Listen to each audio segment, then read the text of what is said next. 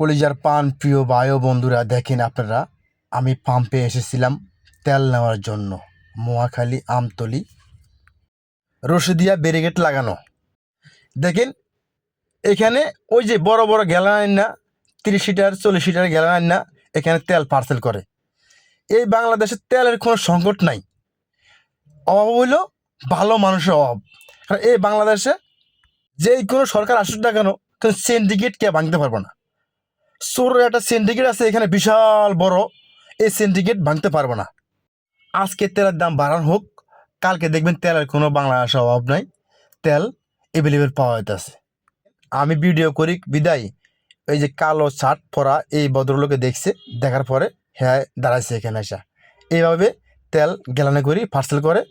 আবার অনেক অনেক পাম্পে আছে নিচ দিয়া লাইন দেওয়া, আউটলাইন, ওটা আউটলাইন বলে, ওখান দিয়ে তেল পার্সেল করে।